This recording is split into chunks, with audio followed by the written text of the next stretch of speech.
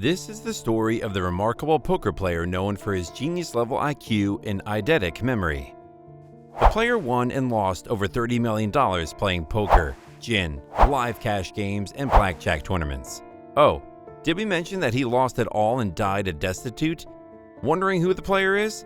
That will be no other person but Stuart Errol Ungar's the Kid. First, let's talk about Stewie and how he generally got involved with poker and gambling. Stu Ungar was born in September 1952 to Jewish parents who only wanted a good life for their children. Stewie's father was a bar owner and a loan shark who passed away from a heart attack when Stewie was 15. Stewie's parents ran a bar and a social club, which doubled as a gambling establishment and exposed Stewie to gambling at a tender age. After seeing the effect on customers, Stewie's father was all out to ensure that his son was not involved with gambling. This mounted pressure on Stewie, who was already making a name for himself by playing underground gin rummy. How did Stewie move from his father's strict no gambling instructions to being regarded as the greatest Texas Hold'em and gin player of all time? Well, Stewie tried to stay away from gambling, following his father's instructions. He was gifted at school and skipped 7th grade based on his intelligence. Stewie won his first local gin tournament at age 10. Stewie's father's death and the stroke that incapacitated his mother drifted him back to gambling. Stewie started shuttling between New York gambling scenes until a reputable card shark organized crime figure called Victor Romano befriended him in 1970. Romano was one of the best card players of all time, and he shared a penchant, an interest, for calculating odds while gambling as Ungar did. Stewie's friendship with Romano enabled him to get adequate protection and mentorship when he angered some competitors. Barely a few years after meeting Romano, the duo developed a very close relationship, with Romano serving as the mentor and protector while Stewie served as the brains. By 1976, Stewie had begun winning regular gin rummy tournaments and earned over $10,000. However, Stewie became addicted to the steady flow of income, and his love for playing ponies made him accrue debts, which forced him to flee New York in 1976.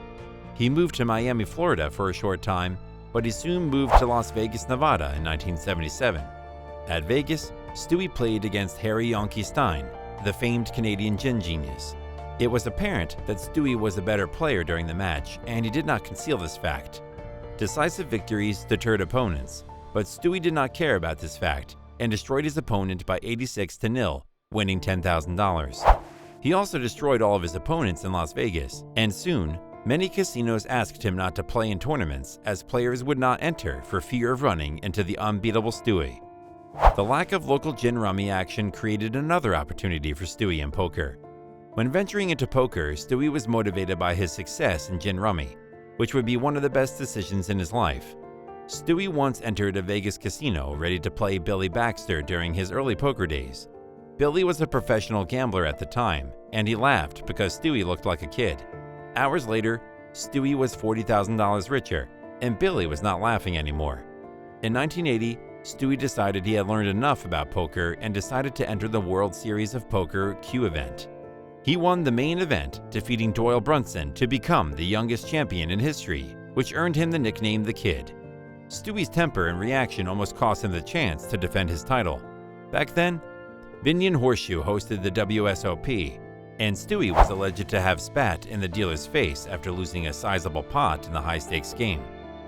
Binion's son Jack convinced his dad that the media attention Stewie would attract to the casino was enough to overlook his deeds and let him play.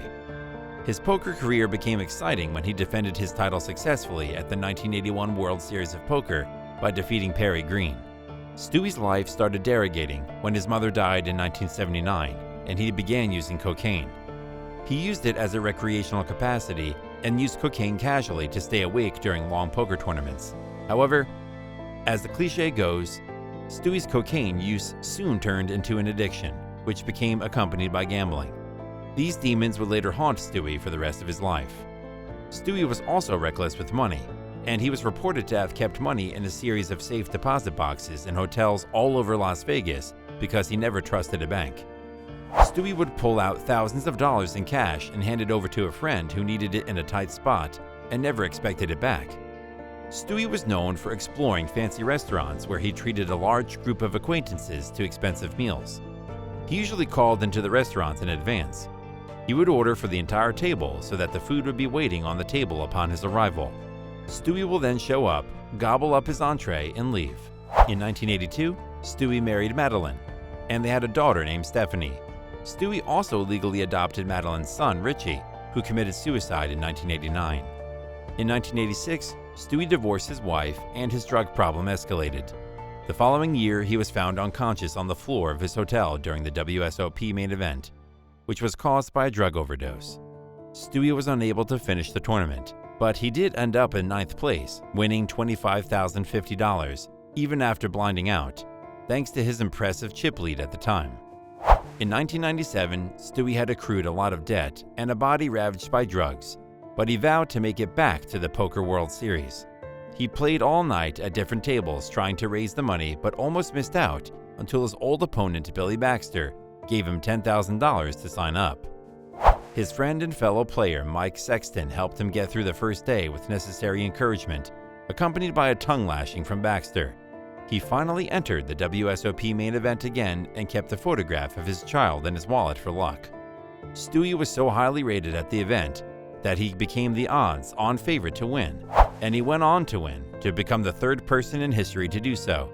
He split the $1 million grand prize with Baxter and earned the nickname the Comeback Kid. It took a few months for Stewie to blow his winnings on drugs and sports betting. Soon, he went broke again and was reported to roam the poker rooms in Vegas begging for cash, which he used to buy crack. Stewie received an offer from Baxter to participate in the 1998 WSOP, but he turned down the offer due to his worsening drug abuse, physical condition, and fear of embarrassment. Stewie spent his WSOP prize money on sports betting and cocaine in a few months. Although he made several attempts at giving up drugs, he suffered relapses. Stewie's nostrils had collapsed from too much snorting, and he started smoking crack. On November 20th, 1998, Stewie checked into room 6 at the Oasis Motel, where he paid $48 for 2 nights. 2 days later, he was found dead, fully clothed on the bed, but no drugs were in the room. The coroner identified the cause of death due to a heart condition caused by years of substance abuse. Quite simply, his weak and frail body could not take it anymore. Bob Stupak covered all of the funeral costs. Ungar had just $800 to his name when he passed.